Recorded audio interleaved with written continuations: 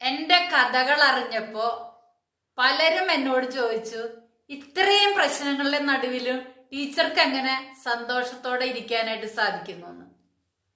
അതിന് ഒന്നാമത്തെ കാര്യം, എന്റെ മനസ്സിനൊരു വേദന വന്നാൽ ഞാൻ ആരോടും ഒന്നും തിരിച്ചു പറയില്ല. നന്നായിട്ട് ആ വേദന പോകുന്നത് വരെ കരയും. തിരിച്ചൊന്നും എനിക്കൊരാളോടും പറയാൻ പറ്റില്ല. ആരെന്നെ എങ്ങനെ വേദനിപ്പിച്ചാലും ഒരക്ഷരം പോലും ഞാൻ മിണ്ടില്ല.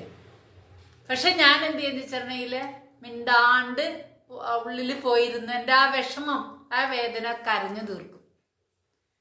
രണ്ടാമതായിട്ട് ഞാൻ ചെയ്യുന്ന വേറൊരു കാര്യമാണ്, നല്ല മെഡിറ്റേഷൻ ചെയ്യുന്ന ആളാണ് ഞാൻ. എൻ്റെ മനസ്സ് ശൂന്യാണ്. അപ്പൊ അതുകൊണ്ട് എന്തും സഹിക്കാനും ക്ഷമിക്കാനുള്ള കൃപ ആ മെഡിറ്റേഷനിലൂടെ എനിക്ക് കിട്ടിയിട്ടുണ്ട്, മനസ്സിനെ സ്വസ്ഥമാക്കാനായിട്ട്.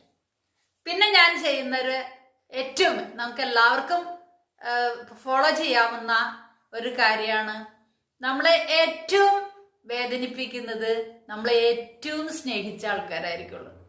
തിരിച്ച് നമ്മളെയും ഏറ്റവും കൂടുതൽ അവർ സ്നേഹിച്ചിട്ടുണ്ടാവും.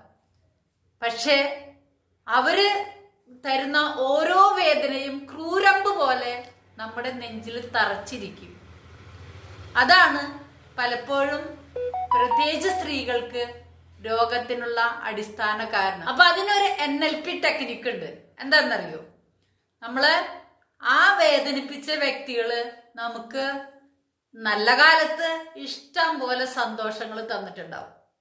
ആ സന്തോഷങ്ങള്, ആ വേദന ഓർക്കുന്ന സമയത്ത് ആ സന്തോഷങ്ങള് ഒരു 4 or 5 സന്തോഷം ഓർക്കാം. അവർ തന്ന നന്മയോ സ്നേഹമോ പ്രകടിപ്പിച്ചതോ എന്താന്ന് വെച്ചെന്ന് ഓർക്കാം.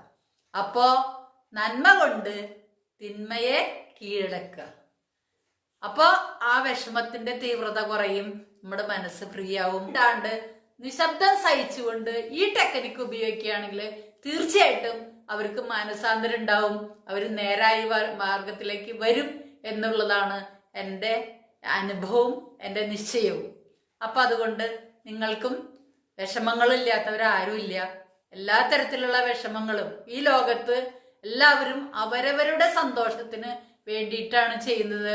ശ്രീനാരായണ ഗുരു പറഞ്ഞ പോലെ അവനവൻ ആത്മസുഖത്തിന് ആചരിക്കുന്നവ അവരെന്ന് നന്മയ്ക്കായി വരണമെന്നൊന്നും ഇന്നും ഒരു മനുഷ്യരും ചിന്തിക്കില്ല.